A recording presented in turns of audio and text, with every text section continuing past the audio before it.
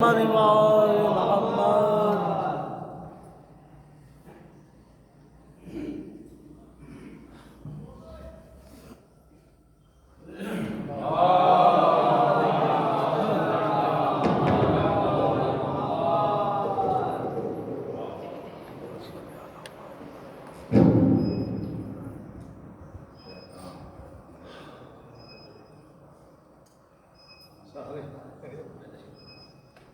فاتحہ بسم اللہ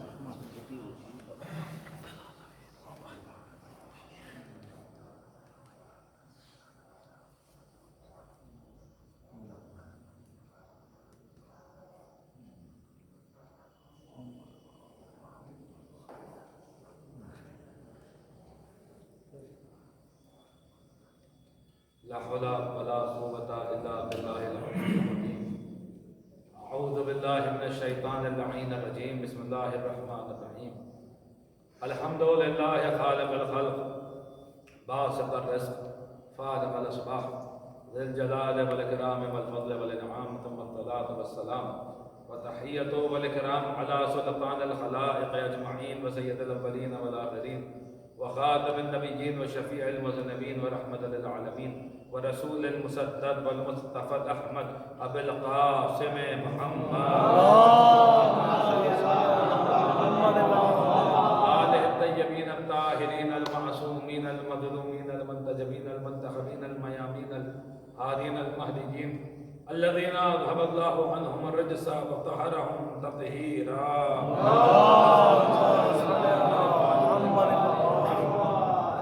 سيما بقية الله في الأرضين وحجته على العالمين عجل الله تعالى فرجه الشريف ولعنة الله على أعدائهم وغاث بحقوقهم ومنكر فضائلهم ومناقبهم وولايتهم ومصائبهم أجمعين من الآن إلى يوم الدين القول مني في جميع الأشياء من قول آل محمد عليه الصلاة والسلام فيما سر وما أعلم وفيما بلغني عنهم وما لم يبلغني أما بعد فقد قال الله عز وجل إن الله مبتليكم بنهر فمن شرب منه فليس مني ومن لم يطعمه فإنه مني إلا من اغترف غرفة بيديه صلوات پڑھتے ہیں محمد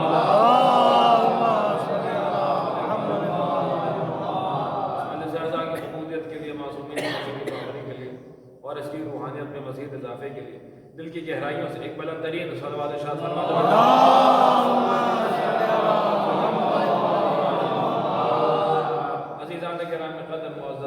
موالیان امیر المومنین نظران سرکار سید الشہداء یہ مجالس عزا جو ہماری شہزادی سکینہ بنت حسین صلی اللہ علیہ کی شہادت کے سلسلے میں منعقد کی جا رہی ہیں اور یہ 2 روزہ مجالس تو ارادہ یہ ہے کہ آج چونکہ شہزادی کے حوالے سے مجلسیں ہو رہی ہیں لہذا آج ان کے چچا سرکار باب الحوائج قمر بنی ہاشم حضرت ابو الفضل عباس علیہ الصلوۃ والسلام ان کے فضائل ان کے مناقب ان کے مراتب آپ حضرات کی خدمت میں پیش کیے جائیں اور آج ہمارے گفتگو کا مصدر محور مرکز کعبہ قبلہ سرکار وفا کے ذات والا سے بات رہی ہے. دیکھیے میں نے قرآن مجید کی نسائے وافل ہدایہ دیکھیے پہلے ایک بات ذہن نشین کر لیجیے کہ جہاں کہیں بھی مجلس ہوتی ہے جو خطیب بھی مجلس پڑھتا ہے تو یہ قطعاً جو ہے وہ ہم لوگوں کے نظروں میں یہ بات اہمیت نہیں رکھتی کہ سننے والے کتنے ہیں. جو چیز اہمیت رکھتی ہے وہ یہ ہے کہ سننے والے کیسے ہیں. ہزاروں ہوں اور سقیفائی ہوں تو اس سے 10 4 ہوں مگر سلمان ابو ذر سبحان اللہ. ہمارے مولا بھی خوش رہتے ہیں اور مولا کے جاننے والے بھی خوش ہوتے ہیں. بے شک. عزیزان گرامی میں نے جس آیے وافل ہدایہ کی تلاوت کا شرف حاصل کیا ہے وہ آیت یوں تو ظاہر ایک واقعے کی عکاسی کرتی ہے مگر باطن وہ مولا عباس کا قصیدہ پڑھ رہی ہے. ابھی میں آیت پیش کروں گا آیت کا ترجمہ پیش کروں گا آپ خود ہی سمجھ جائیں گے کہ مطلب کیا ہے معنی کیا ہے. ایک واقعہ ہے جو قرآن مجید نے نقل کیا ہے اور مومنین جانتے ہیں طالوت اور جالوت کا واقعہ. جس وقت جالوت سے لڑنے کے لیے طالوت کو اس وقت کے زمانے کے جو نبی تھے انہوں نے جانب اللہ بادشاہ مقرر کیا اور طالوت نے اپنی فوج تیار کی اور اس فوج کے جو علم برداری کا منصب تھا، جو عہدے داری اور علم برداری کا منصب تھا، وہ حضرت داؤد پیغمبر علیہ السلام کو دیا گیا۔ اور پھر یہ فوج چلی حضرت داؤد کی علم برداری میں جالوت سے لڑنے کی، اور قرآن مجید نے ایک بات کہی جو طالوت کی زبانی ہے، اور میں نے آپ حضرات کی خدمت میں اسی قول کو نقل کیا ہے۔ ارشاد فرمایا کہ ان پوری توجہ کے ساتھ صرف آیت پڑھوں گا، ترجمہ پڑھوں گا، یقیناً مجلسی لوگ تشریف فرمائیں، مجلس سے سننے والے مولا عباس کے شہدائی موجود ہیں، اس آیت کو سمجھ جائیں گے کہ یہاں اشارہ کس جانب ہو رہا ہے۔ بسم اللہ الرحمن الرحیم، ان اللہ مبتلیکم بنہر، بے شک اللہ ایک نہر کے ذریعے تمہارا امتحان لے گا۔ بے شک اللہ ایک نہر کے ذریعے، توجہ کے ساتھ سنیے گا ایک لفظ، تمہارا امتحان لے گا۔ فمن شرب منہ فلیس منی، جو اس میں سے پانی پی لے گا وہ مجھ سے نہیں ہے۔ ومن لم یطعمہ فانہ منی، جو اس میں سے پانی نہیں پیے گا وہ مجھ سے۔ الا من اغترفت غرفۃ بیدیہ، مگر یہ کہ کوئی دریا میں جائے، چلو میں پانی لے اور پانی کو پھینک دے۔ کیا سن رہے ہیں آپ؟ یہ قرآن ہے، قرآن، یہ قرآن کی آیت ہے، نہ کوئی روایت ہے، نہ کوئی حدیث ہے کہ جہاں صحیح ہو ضعیف ہو، بحث ہو بحث، اور اس کی درایت چیک کی جائے اور اس کی اسناد پہ بات کی جائے۔ یہ صاحب یہ روایت نہیں، یہ آیت ہے، آیت قرآن مجید اس واقعے کو نقل کر رہا ہے اور بتا رہا ہے کہ حضرت طالوت کا لشکر جب چلا تو ایک نہر پڑی اور کہا گیا کہ دیکھو جو اس نہر سے پانی پی لے گا وہ ہم سے نہیں ہے، اور جو اس نہر سے پانی نہیں پیے گا وہ ہم سے ہے، مگر یہ کہ کوئی چلو میں پانی لے اور پانی کو پھینک دے۔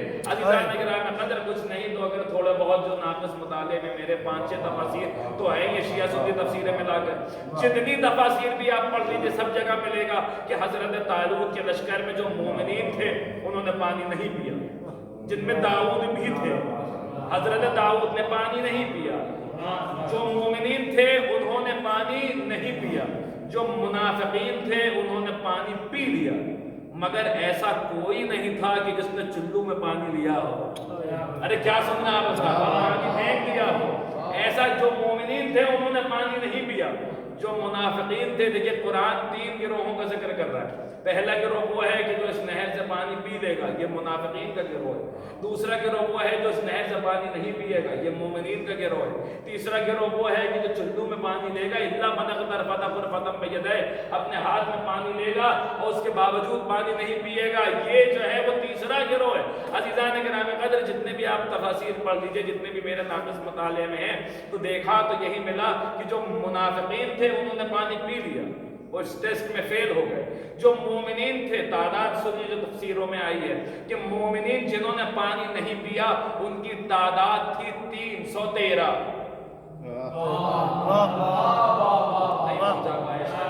ان کی تعداد تھی 313۔ یہ وہی تعداد ہے جو اصحاب بدر کی تعداد ہے، تاجر اسلام کی پہلی جنگ، اور یہ 313 وہی تعداد ہے کہ جب ہمارے زمانے کے امام آئیں گے تو ان کے جو سب سے بڑے کمانڈرز ہوں گے، جو خاص اصحاب ہوں گے، ان کی تعداد بھی 313 کی ہے، ان کی تعداد بھی 313 کی ہے۔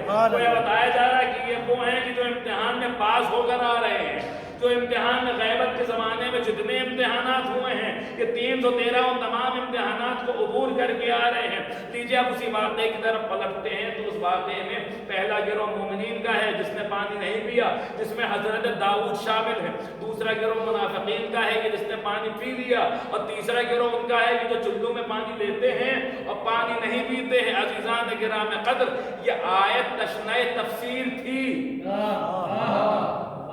دیکھیں اگر آپ کہیں صاحب یہ ماضی کی بات ہے تو پھر اللہ نے کیوں اس آیت کو قرآن میں رکھا؟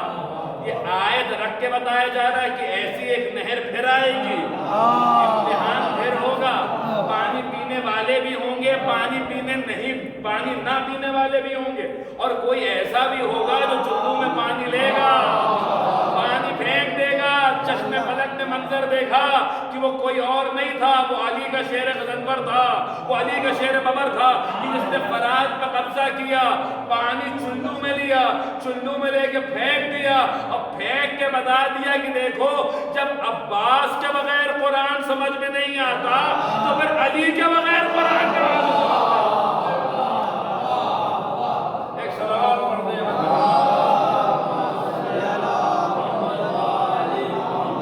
اس سے بہتر ایک اور سلام پڑھ دیں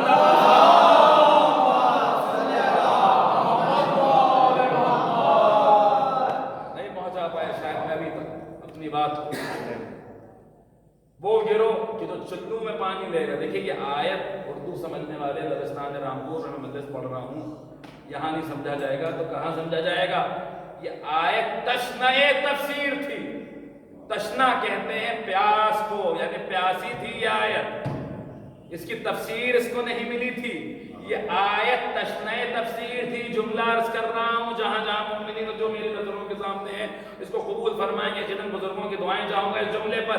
یہ آیت تشنہ تفسیر تھی اہل زبان، یہ آیت تشنہ تفسیر تھی، پیاسی تھی تفسیر کے لیے کہ کوئی آئے اور چلو میں پانی لے اور پانی چلو سے پھینک کر میری پیاس کو بجھا دے.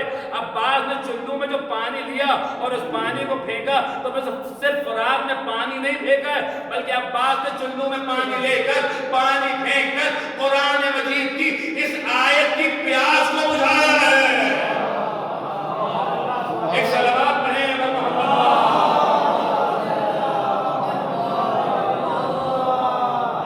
عزیزان کرام قدر. یہ تو قرآن ہے کہ جو عباس کا قصیدہ پڑھ رہا. اب آئیے ذرا حدیث کی طرف آئیے. حدیث کی طرف اگر رجوع کیا جائے تو ہمارے اور آپ کے چھٹے امام امام جعفر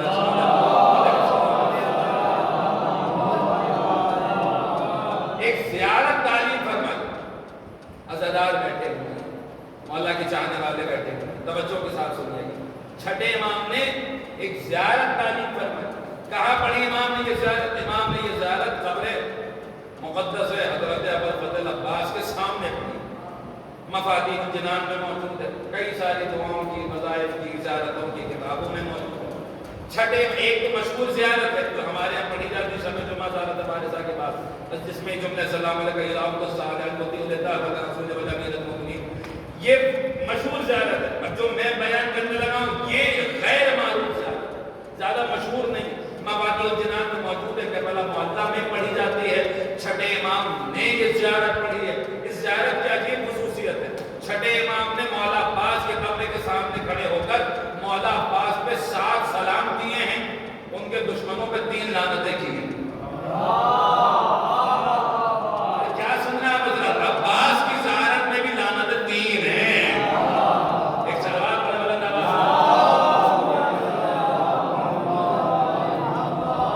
اس کا اسی لعنت کا ایک جملہ سنانا چاہ رہا ہوں. جو دوسرا جملہ ہے اور یہ میرا جملہ نہیں ہے، یہ آپ کا جملہ نہیں ہے، کسی خاکی کسی خاطی بندے کا جملہ نہیں ہے. یہ امام معصوم کا ادا کیا ہوا جملہ ہے. توجہ کے ساتھ سنیے گا. جہاں جہاں تشریف فرمائے جو مومنین بھی ہیں، جتنے بھی مومنین ہیں، بہرحال عزادار ہیں، بہرحال مولا عباس کے چاہنے والے، پوری توجہ کے ساتھ ہمارا گوش ہو کے اس جملے کو قبول فرمائیے گا. میرے چھٹے امام نے، رئیس مذہب جعفری نے، جس امام کے نام پر ہمارے مذہب کا نام ہے، اس نے مولا عباس کے قبر کی طرف دیکھا اور دیکھ کے کہا لعن اللہ من جہل حقک واستخفا بحرمتک. خدا کی لعنت ہو اس شخص پر جو عباس کے حق سے جاہل ہے. کیا سن رہے ہیں حضرات؟ جو عباس کے حق سے جاہل ہے، جاہل ہے. اللہ اکبر. توہین موہین کی بات نہیں ہو رہی. جو عباس کے حق سے جاہل ہے اس پر کس کی لعنت ہو رہی ہے؟ میری لعنت نہیں، امام کی لعنت ہو رہی ہے، خدا کی لعنت ہو رہی ہے. جو عباس کے حق سے جاہل ہے اس پر امام کی بھی لعنت ہے، اس پر خدا کی بھی لعنت ہے. عباس کے حق سے فقط جاہل ہے. ارے کیا سن رہے ہیں آپ؟ عباس کے حق سے فقط جاہل ہے. کیا مطلب اس بات کا؟ اس بات کا مطلب یہ ہم منصب پہ بحث مت کیجیے گا کہ صاحب یہ منصب تھا، نہیں تھا، عصمت تھی نہیں تھی کہ تمام مدارک اور ان تمام باتوں پہ بحث نہ کیجیے، ان تمام منصبوں پہ بحث نہ کیجیے۔ چھٹے امام اس شخص پہ لعنت کر رہے ہیں جس شخص کو نہیں معلوم کہ عباس کیا ہے۔ بہت بڑا جملہ تھا جو میں نے آپ حضرات کی خدمت میں عرض کیا ہے۔ چھٹے امام ایسے شخص پہ لعنت کر رہے ہیں نہیں جسے نہیں معلوم کہ امام کیا ہے وہ بھی معلوم، جسے نہیں معلوم کہ خدا کیا ہے وہ بھی معلوم، جسے نہیں معلوم کہ رسول کیا ہے وہ بھی معلوم، جسے نہیں معلوم کہ قرآن کیا ہے وہ بھی معلوم، جسے نہیں معلوم کہ امام کیا ہے وہ بھی معلوم۔ ویسے ہی جسے نہیں معلوم کہ عباس کیا ہے وہ شخص بھی امام معصوم کی نظروں میں ملعون ہے۔ ایک صلوات پڑھتے ہیں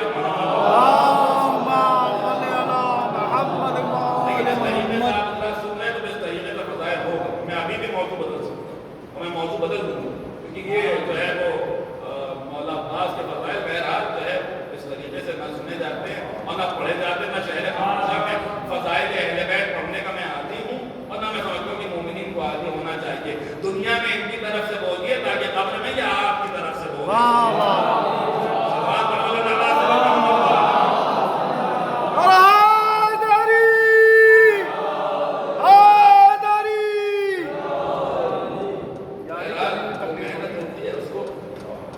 ملاحظہ فرمانے کی کوشش کیا کیجیے، اگر کوئی نئی باتیں ہیں، اگر سنی ہوئی باتیں تو یقیناً چپ چاپ سنی جیسے سن رہے ہیں ایسے ہی سنتے رہیں۔ پھر یہی ہوگا کہ جو خطیب آئے گا میرے پاس وہی پڑھ کے جائے گا تو ہمیشہ سنتے رہتے ہیں۔ پھر آپ دیکھیں صاحب کون سی چیز نئی چیز پڑھتی، تو جب آپ جو ہے وہ سنیں گے نہیں تو پھر کیوں آدمی کوئی آپ کو نہیں سنائے، کیوں محنت کر کے سنائے؟ جب آپ جو ہے وہ آمادہ ہی نہیں ہوں گے یا آمدنگوش نہیں ہوں گے ان کے فضائل کو سننے کے لیے تو پھر کیوں کوئی محنت کرے گا؟ وہی آئے گا تو وہی چیزیں پڑھے گی جو صدیوں سے پڑھا جاتا ہے۔ اگر کوئی شخص محنت کر کے بہرحال اپنی محنت بھی نہیں کی، ان کی عطا ہے بھائی انہیں کی جانب سے توفیق ہے، تو جو بہرحال ان کے مولا عباس کی معرفت کے حوالے سے جو دو چار جملے ہیں ان کو جو ہے وہ خلوص دل کے ساتھ اور ہمدن گوش سماعت فرمائیے اور اپنی آمادگی کا ثبوت دے دے کے لیے بلند ترین صلوات کے ساتھ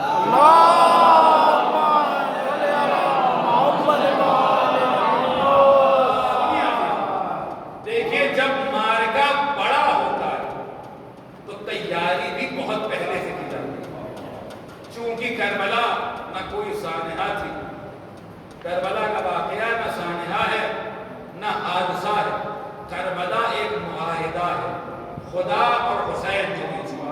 اب جب معاہدہ ہے تو پھر اس کی تیاریاں بھی پہلے سے کی جا رہی ہیں، اب جب تیاریاں پہلے سے کی جا رہی ہیں تو پھر دیکھیے کس طریقے سے اہتمام کیا جا رہا ہے، کس طریقے سے تیاریاں کی جا رہی ہیں۔ عزیزان گرامی، جناب حسام حضرت عباس کے نانا بی بی ام المنین کے والد وہ کہتے ہیں بی بی ام المنین کی ولادت سے بھی پہلے انہوں نے خواب دیکھا، کہتے میں نے دیکھا کہ آسمان سے ایک پانی کا قطرہ میری ہتھیلی پہ آ کے گر گیا، اب جو وہ پانی کا قطرہ میری ہتھیلی پہ آیا تو ایک در بن گیا، ایک موتی بن گیا، اور اس در کا عالم یہ تھا، اس موتی کا عالم یہ تھا کہ اس کا جو نور جو اس سے ساطع ہو رہا تھا وہ زمین و آسمان کو منور کر رہا تھا، وہ زمین و آسمان کو منور کر رہا تھا۔ وہ حیران تھے، وہ پریشان تھے، آخر یہ نور کیسا ہے، یہ موتی کیسا ہے، یہ در کیسا ہے اور اس کی کیا معاملہ ہے۔ اچانک انہوں نے ایک نقاب پوش کو دیکھا، ایک آنے والے سوار کو دیکھا، اس سے پوچھا کہ بھائی، اس آنے والے نے کہا کہ بھائی جو تمہارے پاس موتی ہے یہ بڑا قیمتی ہے، اسے فروخت کرو گے، اسے بیچو گے؟ انہوں نے ہاں بیچ تو دوں گا، فروخت تو کر دوں گا، مگر مجھے اس کی اصل قیمت نہیں معلوم، مجھے اس کی اصلی قیمت نہیں معلوم۔ اس آنے والے نے کہا کہ پریشان نہ ہو، میں ایسے شخص کو جانتا ہوں جو زمین پہ سب سے زیادہ شجاع بھی ہے،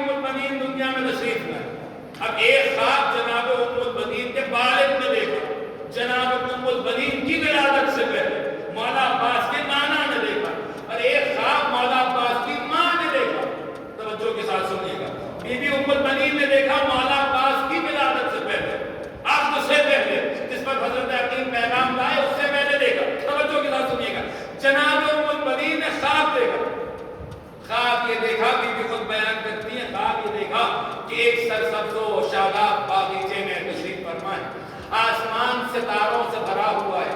بی بی تشریف فرما ہے، یاد رکھیے گا کہ جناب ام البنین کے تھے 4 بیٹے، مولا عباس کے تھے 3 اور بھائی۔ تو خواب دیکھتی ہیں کہ آسمان ستاروں سے بھرا ہوا ہے، ایک سرسبز و شاداب باغیچے میں تشریف فرما ہے۔ توجہ کے ساتھ سنیے گا، یعنی اچانک میں نے دیکھا کہ آسمان سے ایک تارا ٹوٹا، میری آغوش میں آ گیا، پھر ایک تارا ٹوٹا، میری آغوش میں آ گیا، پھر ایک تارا ٹوٹا، میری آغوش میں آ گیا، 3 ستارے آ گئے۔ ستارے جب 3 ستارے آ گئے تو میرا کوئی ستارہ نہیں آیا، چاند نے آسمان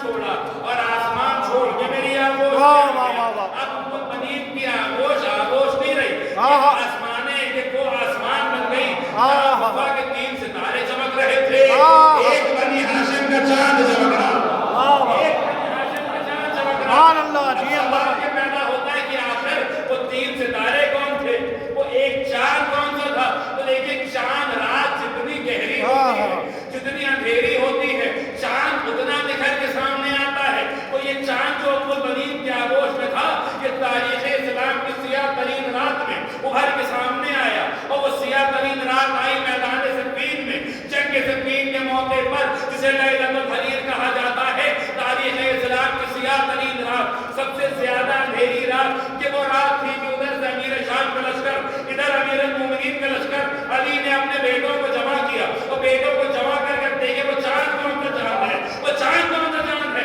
اپنے بیٹوں کو جمع کر کے کہا کہ آج میں چاہتا ہوں کہ میرا کوئی بیٹا میدان جنگ میں جائے۔ آگے بڑھے، بابا اجازت دیجیے، علی نے ماتھا چوما، ماتھا چوم کے کہا میرے لال، میں نے کہا ہے میرا کوئی بیٹا میدان میں جائے، آپ تو رسول اللہ کے بیٹے ہیں، آپ تو فرزند رسول ہیں، میں یہ چاہتا ہوں کہ میرا کوئی بیٹا آج میدان جنگ میں جائے۔ اور تاریخ میں لکھا کہ ایک 13 برس کا شہزادہ آگے بڑھا، بابا اجازت دیجیے کہ آج میں میدان میں جاؤں۔ علی نے اس شہزادے کو دیکھا، اور بغور دیکھا،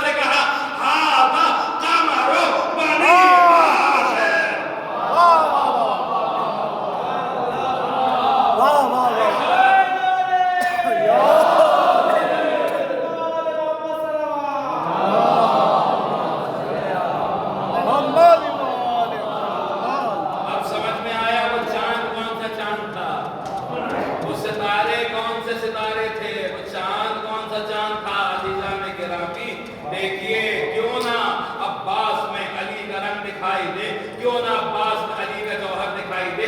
میں سمجھتا ہوں کہ اس بات کو یوں سمجھا جا سکتا ہے کہ اگر سورج اپنی تمام توانائی کے ساتھ طلوع کرے تو کسی کی یہ جرت نہیں ہے کہ وہ سورج کو براہ راست دیکھ سکے. توجہ کے ساتھ سنیے گا، بہت اہم نقطہ ہے حضرت عباس کی مداح کے سلسلے میں.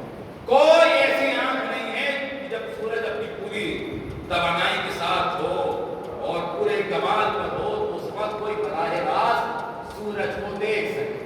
تو پھر کیا کیا جاتا ہے کہ صاحب سامنے ایک آئینہ لگایا جاتا ہے. اس آئینے میں سب کچھ وہی ہوتا ہے جو سورج میں ہوتا ہے.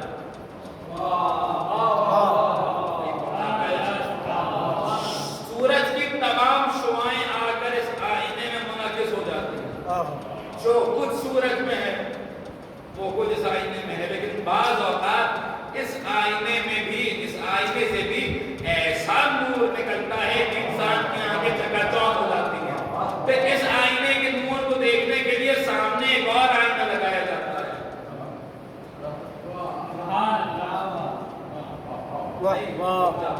سورج ہے، سورج کے سامنے ایک آئینہ ہے، اس آئینے کے مد مقابل ایک اور آئینہ ہے.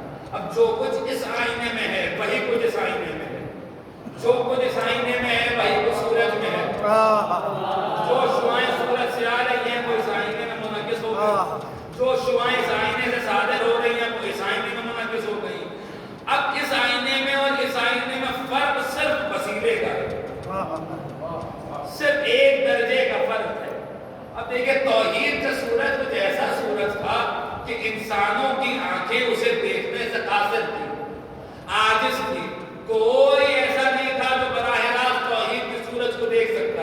لہذا ایک آئینے کی ضرورت تھی کہ اس آئینے میں توحید کے تمام عکس دکھائی دے، تمام صفات دکھائی دے، تمام کمالات دکھائی دے، تمام اسماء دکھائی دے.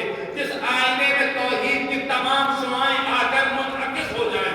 لہذا اس توحید جلی کے سورج کے مد مقابل ایک علی نما آئینہ چاہیے تھا کہ جس آئینے میں توحید کے تمام آثار دکھائی دے، تمام صفات دکھائی دے، تمام کمالات دکھائی دے. لیکن کیا کیا جائے کہ انسانیت کی نظریں اس آئینے کو بھی براہ راست دیکھنے سے عاجز تھی. لہذا اس ضرورت اس بات کی تھی کہ اس آئینے کے مد مقابل بھی ایک آئینہ رکھا جائے. اب اس آئینے میں جو کچھ ہے وہ وہی کچھ ہے جو اس آئینے میں ہے. اس آئینے میں وہی کچھ ہے کہ جو کچھ سورج میں ہے. اگر سورج سے شعائیں آ رہی ہیں تو اس آئینے میں آ رہی ہیں، اس آئینے سے شعائیں جا رہی ہیں تو سامنے والے آئینے میں آ رہی ہیں. بس یوں سمجھ لیجیے کہ توحید کا سورج ہے، علویت کا پہلا آئینہ ہے، عباسیت کا دوسرا آئینہ. اب جو کچھ اس آئینے میں ہے وہ وہی کچھ ہے جو پہلے آئینے میں ہے. بس فرق درجے کا ہے، فرق وسیلے کا ہے. اس آئینے میں جو کچھ ہے وہ وہی کچھ ہے جو سورج میں ہے. عزیزان گرامی قدر اس بات کو یوں سمجھ لیجیے کہ علم العداد کا قاعدہ ہے کہ جہاں عدد ایک ہوتے ہیں وہاں اندر چھپی ہوئی حقیقت بھی ایک ہوتی ہے. اب ذرا ایک لفظ ہے مولا کا جو نام ہے اس میں گرامی ہے عباس، اس کے عدد نکالیے. عین کے 70، بے کے 2 کتنے ہوئے؟ 72. الف کا 1 کتنے ہو گئے؟ سین کے 60 کتنے ہو گئے؟ 133. 133. 133. عباس کے عدد ہے 133.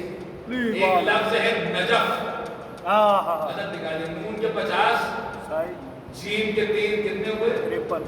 تے کے 80 کتنے ہو گئے؟ 133. عباس کے عدد بھی 133. نجف کے عدد بھی 133. سبحان اللہ.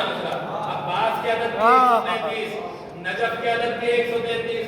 جہاں عدد برابر ہوتے ہیں وہاں اندر چھپی ہوئی حقیقت ایک ہوتی ہے. جلدی کھولو گے اندر علی دکھائی دے گا، عباس کا پردہ ہٹاؤ گے اندر علی دکھائی دے گا.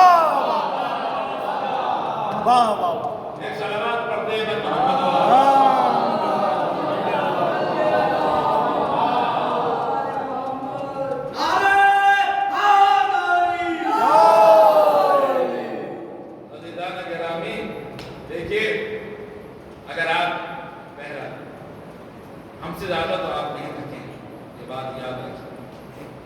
مسلسل سفر اور اس کے بعد پھر مجالس اور پھر رات بھر جگنا اور پھر تمام سفر صبح سے صبح ہی سفر کرتے ہوئے تو ہم سے زیادہ آپ نیند ہے یاد رکھیے اگر آپ تھکن کا مظاہرہ کریں گے تو آپ سے کئی گنا زیادہ میں کروں صبح نکلا اور رات بھر جگہ مجلس پڑھ کے اور صبح کی پھر وہاں دلی آنا فلائٹ سے پھر دلی سے پھر یہاں آنا اور پھر سمجھ لیجیے آپ سے کئی گنا زیادہ میں کرنا تو اگر آپ تھکن کا مظاہرہ کریں گے تو پھر میرا حق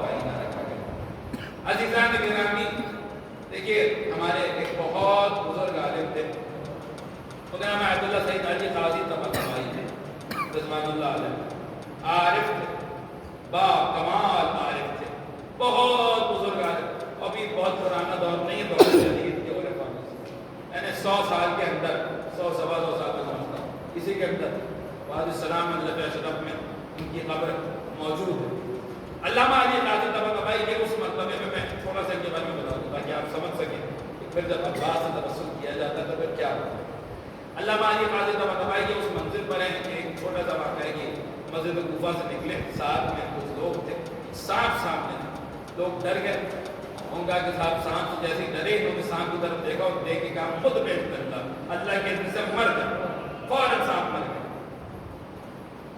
انہوں نے کہا بِإِذْنِ اللَّهِ یہ خادم ہے یہ غلام ہے کہہ کے بتایا دیکھو بِإِذْنِ اللَّهِ تو ہم جیسوں کے لیے علی تو بےعزنی کا بھی محتاج نہیں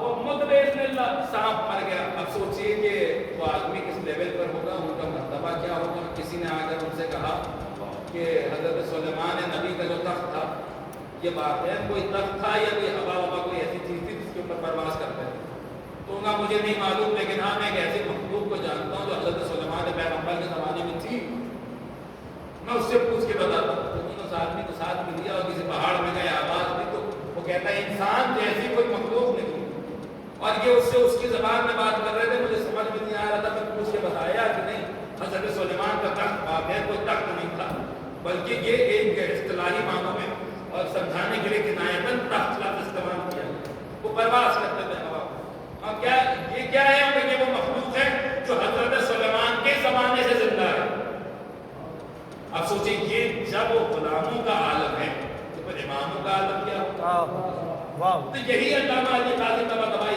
یہ سب اس لیے بتایا جب آپ سمجھیں کہ یہ کدھر ہے یہ کس مرتبے پر ہے تو جب یہ اس مرتبے پر ہیں تو یہ اس مرتبے پہ پہنچے تو پہنچے تو خود ہی کہتے ہیں اسی نجف اور عباس اور آئینے کی بحث کو آگے بڑھا کے میں یہ بات عرض کر رہا ہوں کہتے میں جب روحانیت کے درجات طے کر رہا تھا روحانیت کے بار سنیے کا ہو سکتا ہے اس میں کوئی بہت اہم بات ہو کوئی اصلاحی پہلو ہو اور سنیے کہتے میں اپنی روحانیت کو قوی کرنے لگا معرفت کو بڑھانے لگا تو کہتے میں درجات میں بلندی پاتے پاتے ایک ایسا وقت آیا کہ مجھے لگا کہ میری روحانیت رک گئی میری معرفت میں اضافہ نہیں ہو رہا لیکن یہ بھی ایک بہت اہم بات ہے کہ انسان اس بات کو جان لے کہ اس کی معرفت میں اضافہ نہیں ہو رہا پھر اس بات کو پریشان ہوئے کہ کیوں نہیں ہو رہا یہ ہر کسی کے بس کی بات نہیں ہے کہ انسان یہاں لوگوں کو اپنے دنیاوی معاملات سے فرصت نہیں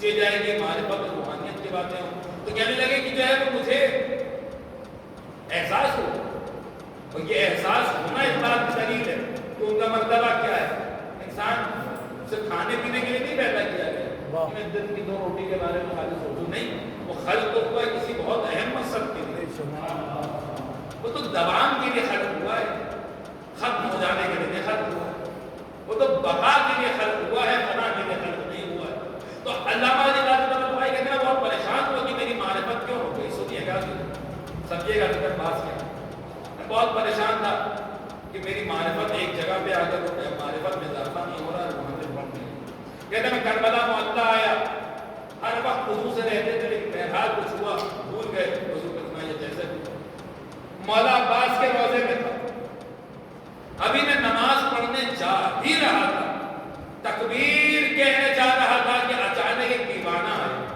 اس دیوانے نے آ کر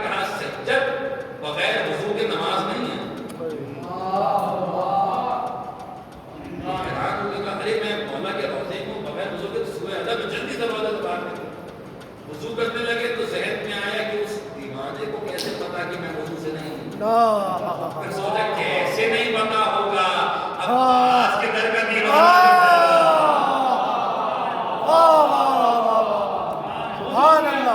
وضو کر کے حرم میں آئے. اب ان کا مسئلہ کیا تھا کہ معرفت نہیں بڑھ رہی ہے, معرفت میں اضافہ نہیں ہو رہا ہے, روحانیت میں اضافہ نہیں ہو رہا ہے. آئے مولا عباس کی بارگاہ میں, پھر سے آئے. اب یہ مسئلہ کسی کو نہیں بتایا کہ معاملہ کیا ہے, مسئلہ کیا ہے. کہتے اچانک وہی دیوانہ پھر اور کسی کو نہیں معلوم وہ دیوانہ کون تھا. وہ دیوانہ پھر آئے اور آنے کے بعد کہنے لگا سید کیا قیامت کے جمعے میں کس طریقے سے ادا کروں, میں کس طریقے سے آپ حضرات تک منتقل کرنے کی کوشش کروں. بہرحال جو ہے وہ اس کو قبول فرمائیے گا اور اگر بات پہنچا لے گی ہمیں تو انشاءاللہ آپ بھی محفوظ ہوں گے اور مولا عباس کی معرفت میں اس وقت کئی گنا اضافہ ہو جائے گا. کہتے وہ آئے دیوانہ اور پھر سے آنے کے بعد اس نے کہا سید مسئلہ کیا ہے, معرفت نہیں بڑھ رہی, روحانیت رکی ہوئی ہے. آگے کہنے لگے سید تم عباس سے توسل کیوں نہیں کرتے؟ عباس تمام اولیاء کی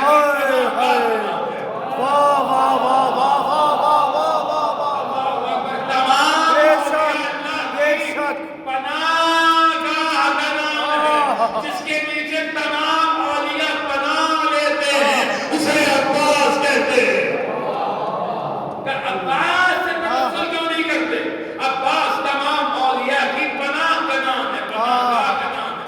کہنے لگے کہ ہاں یہ بات آئے مولا عباس کی شدت میں, مولا معرفت دیجیے, مولا روحان بتائے سبق دے رہے کہ اسے مانگا جائے تو کیا مانگا جائے. تمہیں دنیا چاہیے, روٹی چاہیے, روٹی چاہیے, یہ سب تو تم کمبر سے لے سکتے ہو. چاہیے جنت چاہیے یہ تو تم پہلو سے لے سکتے ہو, ان سے کیا مانگنا ہے. سبق دیا جا رہا ہے عباس سے حسین کی معرفت مانگو, حسین سے خدا کی معرفت مانگو. کیا سن رہے ہیں مطلب مولا عباس کی خدمت میں مولا معرفت چاہیے, خدا کی معرفت چاہیے. میری معرفت رک گئی ہے, روحانیت میں اضافہ نہیں ہو رہا. ابھی مولا عباس کی بارگاہ میں توسل کر کے حرم سے باہر نکلا, اپنے گھر کی چھت پر گیا, اپنے گھر میں پہنچا, اپنے گھر کی چھت پر گیا. اب میں کائنات میں جدھر نظر گھما کے دیکھ رہا ہوں, یہی جملے ہیں علامہ کی دوائی کے, کہتے مجھے ہر ذرے میں اللہ کے نور کا جلوہ دکھائی دے رہا ہے, ہر ذرے میں اللہ کے نور کا جلوہ. عباس نے توحید کی معرفت کروائی. عباس کے ذریعے یوں سمجھیے آئینے نے, اس آئینے کے ذریعے سورج کو پہچانوایا, آئینے نے دوسرے آئینے کے ذریعے سورج کو پہچانوایا. توحید کی معرفت عباس کے ذریعے اللہ کی معرفت ہوئی, عباس کے ذریعے اللہ کی معرفت. لیکن یہ باتیں کوئی مشکل باتیں نہیں ہیں, کوئی نئی باتیں نہیں ہیں, کہ وہ باتیں جو ہمارے اس سے پہلے کہی جا چکی ہیں. خدا سبحان مرزا کبیر رضی اللہ مقام اس بات کو تحریر فرما چکے. انہوں نے کہا تھا کہ ہے شور فلک کا, اسی مضمون میں نظم کیا تھا, ہے شور فلک کا کہ یہ خورشید عرب ہے. آسمان کا شور ہے, وہ کہہ رہا ہے کہ یہ عربوں کا سورج ہے. مولا عباس کے دیکھا کہ ہے شور فلک کا کہ یہ خورشید عرب ہے. انصاف یہ کہتا ہے کہ چپ دھر کے ادب ہے. خورشید عرب پر کبے عارض کا لقب ہے, جسے تم سورج سمجھ رہے ہو وہ تو عباس کے رخسار کی ایک پرتوں کا نام ہے. اب چوتھا مصرع اور بیر ساکنان مصنع معرفت اور صاحبان معرفت کی نظر کر رہا ہوں. نہ معلوم آپ کس طریقے سے سنیں گے, لیکن بہرحال نظر کر رہا ہوں. کہتے ہیں شور فلک کا کہ یہ خورشید عرب ہے. انصاف یہ کہتا ہے کہ چپ کہ ادب ہے خورشید عرب پرتبے عارض کا نام ہے, اور یہ قدرت رب, قدرت رب, قدرت رب ہے. یہ قدرت رب, قدرت رب, قدرت رب ہے. بیت قیامت خیز ہے لیکن میری نہیں ہے, مرزا دبیر کے, جن کے مرثیہ پڑھے جاتے ہیں. مجھ پر اعتراض کرنے سے پہلے مرزا دبیر پہ اعتراض ہوگا, اور پھر اللہ آیت اللہ علیہ نازل تبا دوائی کو واقعہ ذہن نشین رکھیے گا. اب یہ بیت سمجھ میں آئے گی. کہتے ہیں ہے شور فلک کا کہ خورشید عرب ہے. انصاف یہ کہتا ہے کہ چپ کہ ادب ہے خورشید عرب پر تبے عارض کا لقب ہے, اور یہ قدرت ہے, قدرت ہے, قدرت رب ہے. اے کون جو اس کے شرف و جاہ کو سمجھے, ارے اس بندے کو وہ سمجھے جو اللہ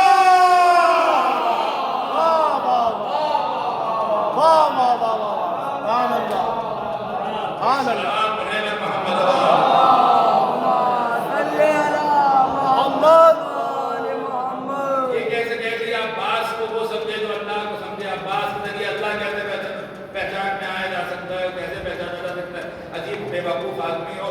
ہاں خود ہی کہتے ہو من عرف نفسہ فقد عرف ربہ. جس نے اپنے نفس کو پہچان لیا اس نے اپنے رب کو پہچان لیا. تمہارا نفس خدا کی معرفت کروا سکتا ہے اور نہیں کروا سکتا جسے نفس اللہ ہے نماز شب کے مسلح میں مانگا. سبحان اللہ. صلوات پڑھیں گے محمد. اللہم صلی علی محمد وآل محمد. عزیزان گرامی، جناب محمد مدین کا خواب جو میں نقل کر رہا تھا وہاں سے یہ تمام باتیں بجلی بہر گئے. آپ تمام کر رہا ہوں سنیے اور جس طریقے سے سن رہے ہیں بہر کسی طریقے سے سن لیجیے لیکن سن لیجیے. جناب محمد مدین نے کیا خواب دیکھا تھا؟ 3 ستارے اور ایک چاند آغوش میں. پتہ چل گیا وہ 3 ستارے کون ہیں، وہ ایک چاند کون سا چاند ہے. آنکھ کھلی، توجہ کے ساتھ سنیے گا. آنکھ کھلی، ماں کو خواب سنانی رہی تھی کہ اتنے ہی میں حضرت غلام تشریف لائے. حضرت غلام آنے کے بعد کہتے ہیں کہ بیٹی کے لیے رشتہ آیا. جناب سمامہ خاتون نام ہے مولا عباس کی نانی کا، جناب المدین کی والدہ کا رشتہ آیا. کہا کس کا رشتہ ہے؟ اب یہی وہ وقت تھا کہ جس وقت حضرت عقیل جناب غلام کے گھر میں تشریف لائے. اچھا اس پر بھی علماء نے باقاعدہ تفصیل سے بحثیں کی ہیں. صاحبہ خصائص عباسیہ نے 17 وجوہات لکھی ہے کہ مولا علی نے حضرت عقیل ہی کو کیوں چنا یہ پیغام پہنچانے کے لیے. صاحبہ خصائص عباسیہ آیت اللہ القاسم دیوانسی 17 وجوہات لکھی ہیں کہ مولا علی نے علی وہ ہے جو ہونے کو ہونے سے پہلے جانتا ہے. سب جانتے تھے مولا کائنات، شجرہ جانتے تھے، حسب جانتے تھے، نسب جانتے تھے. پھر حضرت عقیل کا انتخاب کیوں کیا؟ تو بہت ساری وجوہات لکھی ہیں. میں کہاں تک ان کا ذکر کروں؟ پہلی ایک تو سن لیجیے. پہلی وجہ تو یہی ہے کہ حضرت عقیل کی معرفت کرانا چاہتے تھے کہ عقیل وہ ہے کہ جو پورے عرب کے شجروں کا حساب رکھتا ہے. حضرت عقیل سے کوئی بحث نہیں کرتا تھا، وہ شجرے سنا دیتے تھے. پورے شجرے زمان پہ تھے حضرت عقیل کے. لوگ حیران ہوتے ہیں کہ ایک آدمی کو پورے عرب کے شجرے کیسے یاد ہو سکتے ہیں. ہمیں جس کے چھوٹے بھائی کی تلوار شجرے دیکھ کے چلتی ہے، اس کے بڑے بھائی میں کمال نہیں پایا جائے گا. مگر دوسری وجہ کیا ہے؟ آیت اللہ القاسم دیوانسی نے کہا کہ دوسری وجہ یہ ہے کہ مولا کائنات ہمیں پیغام دے رہے تھے کہ دیکھو میں مولا کائنات ہوں، سب کچھ جاننے والا ہوں، پوری کائنات میں اختیار رکھتا ہوں. مگر اس کے باوجود حضرت عقیل میرے بڑے بھائی ہیں. یہ پیغام تھا کہ ایسے معاملات گھر کے بڑوں سے پوچھ کے طے کیے جاتے ہیں. اب بہت ساری اس پہ 17 وجوہات لکھی ہے. تو بہر جب حضرت عقیل آئے انہوں نے آنے کے بعد تمام باتیں بتائیں تو حضرت غلام نے جناب سمامہ خاتون سلام اللہ علیہ سے ذکر کیا. بی بی نے کہا بیٹی سے پوچھ لوں. بیٹی نے بلکہ جھکائیں. انہا اماں جیسی آپ کی مرضی ہو جیسے آپ جان کر سکتے. عقد طے کس کا؟ بی بی ام البنین کا عقد مولا کائنات سے. اب دیکھیے اس سلسلے میں بہت ساری باتیں سنا کرتا تھا. بہرحال تو ایک پورا سمندر ہے جس میں ابھی اوپر سے ہم لوگ گزرے. لیکن بہرحال ابھی اس میں غباسی کی جائے تو نامعلوم مولا عباس کے معرفت میں کتنے شواہد نکل کے سامنے ہیں. میرا وقت ختم ہو گیا. بس آخری منظر سن لیجیے، اس برات کا منظر سن لیجیے کہ جو علی کے گھر سے چلی اور ابوبکر کے گھر سے. کیا منظر تھا، کیا عالم تھا. اور یہ دیکھیے اسی لیے میں بارہا حدیث اور تقریر کا ذکر کرتا ہوں. خاص طور پہ جب کربلا والوں کے فضائل پڑھتا ہوں تو سمجھتا ہوں کہ مجلس نامکمل ہے بغیر حدیث اور تقریر. یہ کوئی معمولی صرف شاعر نہیں تھے. جب لوگ محدود کرتے تھے شاعر سمجھتے نہیں، یہ صرف شاعر نہیں تھے، یہ محدث تھے، یہ مورخ تھے، یہ فقیر تھے. انہوں نے شریعت کے مسائل کو نظم کیا ہے، احادیث کو نظم کیا ہے، تاریخ کو نظم کیا ہے. حدیث نبی تاریخ بہت ڈھونڈا، کہیں نہیں ملی کہ عقل کی تاریخ کیا ہے. مرزا نبیر نے اپنے مرثیے میں نقل کیا، رقم کیا کہ 17 رجب وہ تاریخ کی جب مولا علی کا جناب المدین سے ہو. اس میں تھا یہ دم کہ وہ ان تمام معاملات کو نقل کرتا ہوں، تمام باتوں کو لکھتا سوائے حدیث نبیر. اور یہ جس مرثیے میں مرزا نبیر نے یہ شادی کے احوال رسم کیے ہیں، یہ عجیب بات اس کی ہے کہ مرزا نبیر کی زندگی کا آخری مسئلہ ہے. اور یہ سال ابھی سفر شروع ہوا ہے تو 30 محرم مرزا ضمیر کا انتقال ہوا. یہ جو مرثیہ ہے یہ مرزا ضمیر کی زندگی کا آخری مرثیہ ہے. میں سمجھتا ہوں کہ اگر ہمیں ہماری نسلوں کو مؤدب بنانا ہے، عزاداری میں پرخلوص بنانا ہے، تو اس بات کی اشد ضرورت ہے کہ انیس و دبیر کو پڑھا جائے اور پڑھایا جائے. انیس و دبیر کو باقاعدہ پڑھا جائے اور پڑھایا جائے. سنیے، میر انیس بات آگے تو سنیے. میر انیس مرزا دبیر سے عمر میں 1 سال بڑے تھے. 72 سال میر انیس جی انتقال فرما گئے. اس کے 1 سال بعد، لگ بھگ 1 سال بعد 72 سال کی عمر پا کے مرزا دبیر انتقال فرما گئے. انیس کی عمر بھی 72 سال ہے، مرزا دبیر کی عمر بھی 72 سال. کیا سن رہے ہیں؟ دونوں کی عمریں بتا رہی ہیں کہ زندگی بھر خدمت کتنی کی ہے. مرزا دبیر کی زندگی کا آخری مرثیہ 81 من کہے تھے. اس مرثیے کے خبر ملے گی کہ انیس کا انتقال ہو گیا، وہیں پہ قلم رکھ دی کہ اب انیس نہیں رہے تو دبیر کو سمجھے گا تو کہانی نہیں. 1 سال زندہ رہے، کوئی اور مرثیہ نہیں تھا. صرف انیس کی قدر تاریخ کہیں تھی کہ انیس کی قدر تاریخ کیا آسمان میں ماہ کامل، صدرہ میں روح الامین، طور سینہ بے کلیم اللہ محمد انیس کہ جیسے آسمان بغیر چاند کے ہے، صدرہ بغیر جبرائیل کے ہے، طور سینہ بغیر موسیٰ کے ہے، ویسے ہی مقبر بغیر انیس کے. یہ قدر امیر انیس کی قدر تاریخ. اب یہ ان کی زندگی کا آخری مرثیہ ہے. سنیے گا، اس کا ایک بند خالی سناؤں گا. وہ بارات کے مناظر جو مرزا دبیر نے نقل کیے وہ سننے کے بعد تمام لیکن میرا اس کا جو مصر اولا ہی ہے نا، خالی اگر اسی پر میں سمجھتا ہوں کیا عارفانہ مصر ہے، اور اگر اسی پر اگر شرح کی جائے تو پوری منزل ہوتی ہے. اسے ایک مصر ہے جو پہلا ہی مصر ہے اس مرثیے کا. تو مرزا دبیر نے کہا مولا عباس کی شان میں کہ انجیل مسیح لب شبیر ہے عباس. اگر حسین کے لب عیسیٰ ہیں تو اس عیسیٰ کی انجیل عباس ہے. کیا سن رہے ہیں؟ اگر حسین کے لب عیسیٰ ہیں تو اس عیسیٰ کی انجیل عباس ہے. عیسیٰ انجیل سے کیا کرتے تھے؟ عیسیٰ انجیل کی آیتیں پڑھتے تھے، مقروض کو شفا دیتے تھے. عیسیٰ انجیل کی آیتیں پڑھتے تھے، بیمار کو صحت عطا فرماتے تھے. عیسیٰ انجیل کی آیتیں پڑھتے تھے، غیب کی خبریں سناتے تھے. عیسیٰ انجیل کی آیتیں پڑھتے تھے، مردوں کو زندہ کرتے تھے. سرکار نبی فرماتے جو کام عیسیٰ اپنی انجیل سے لیتے تھے وہی کام حسین اپنے عباس سے لیتے ہیں. وہی کام حسین اپنے عباس سے لیتے ہیں. عیسیٰ انجیل کے ذریعے مردوں کو زندہ کرتے تھے، حسین عباس کے ذریعے مردوں کو زندہ کرتے ہیں. عیسیٰ انجیل کے ذریعے غیب کی خبریں سناتے تھے، حسین عباس کے ذریعے غیب کی خبریں سناتے ہیں. عیسیٰ انجیل کے ذریعے بیمار کو شفا عنایت فرماتے تھے، حسین عباس کے ذریعے بیماروں کو شفا بانٹتے ہیں. عیسیٰ انجیل کے ذریعے مقروض کو ٹھیک کرتے تھے، حسین عباس کے ذریعے مقروض کو ٹھیک کرتے ہیں. عیسیٰ انجیل کے ذریعے نابینا کو بینائی عطا کرتے تھے، حسین عباس کے ذریعے نابینا کو بینائی عطا کرتے ہیں. ابھی بھی آپ نے غور نہیں فرمایا، وہ تھے، یہ ہیں، وہ تھے، یہ ہیں، وہ تھے، یہ ارے بھیا مریم کا بیٹا ہونا اور بات ہے، فاطمہ کا بیٹا ہونا. ایک سلام پڑھ دے محمد.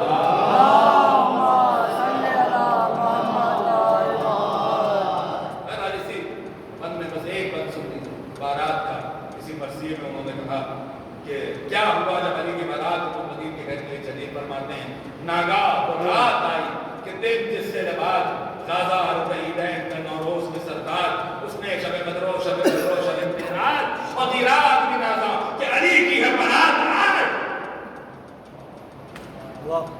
کیا سن رہے ہیں؟ مرزا دبیر کے مسئلے کسی عام شاعر کے مسئلے نہیں ہے. مرزا دبیر علی کے بارات نظر کرنا کہتے ہیں ناگاہ اور رات آئی دن جس سے بعد غازہ عرب عیدین کا نوروز کے سردار اس میں شب بدر و شب معراج کی رات بھی نانا کہ علی کی ہے بارات خاصا ہر ایک وقت خدا اپنے ولی کے باراتی کی صدا ہم بھی باراتی ہیں علی.